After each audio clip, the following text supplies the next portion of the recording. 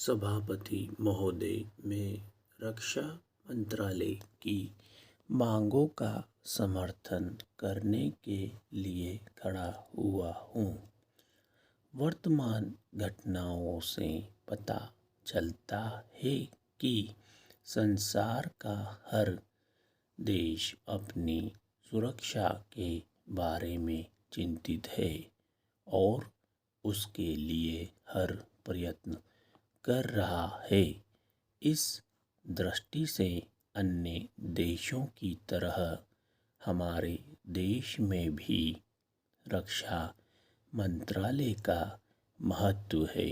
मुझे इस बात की खुशी है कि जहां अन्य मंत्रालयों की उनके पिछले साल के कामों के बारे में काफ़ी आलोचना हुई है, वहाँ इस मंत्रालय की कम आलोचना हुई है।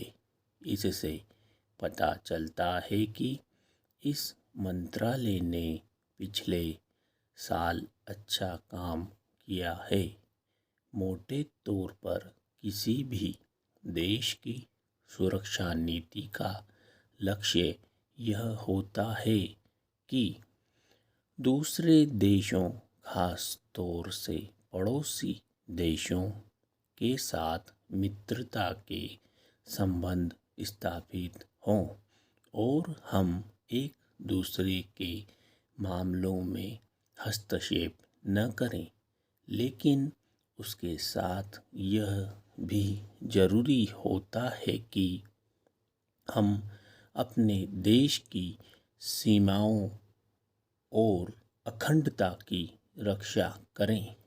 इसलिए हमारे देश का यह कर्तव्य हो जाता है कि हम अपने पड़ोसियों के कार्यों पर पूरी नज़र रखें, क्योंकि आज तक हमारे देश पर जो संकट आए वे हमारे पड़ोसियों से आए हैं। 1965 में पाकिस्तान के साथ जो लड़ाई हुई और उसके बाद ताशकंद में जो समझौता हुआ वह सिर्फ कागज़ पर ही रहा। पाकिस्तान ने उस पर कोई अमल नहीं किया।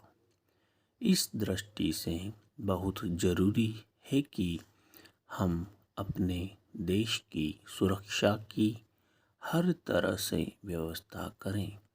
हमारा उद्देश्य दूसरों पर आक्रमण करना नहीं है, लेकिन यदि हम पर कोई आक्रमण करे तो हम में इतनी शक्ति अवश्य होनी चाहिए कि हम उसका डटकर सामना कर सकें।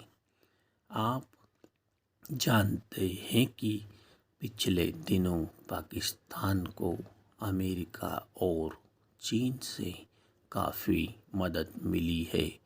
रक्षा मंत्रालय की रिपोर्ट में भी कहा गया है कि पिछले साल अमेरिका और पाकिस्तान को 1500 करोड़ रुपए की फौजी सहायता दी है।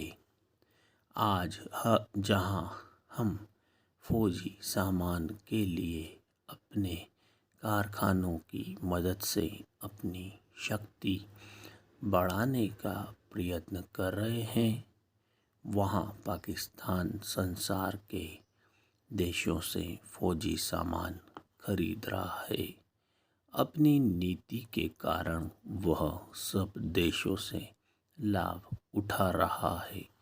मेरा सुझाव है कि हम को भी अपनी शक्ति बढ़ाने के लिए संसार के अन्य देशों से अधिक फौजी सामान खरीदना चाहिए।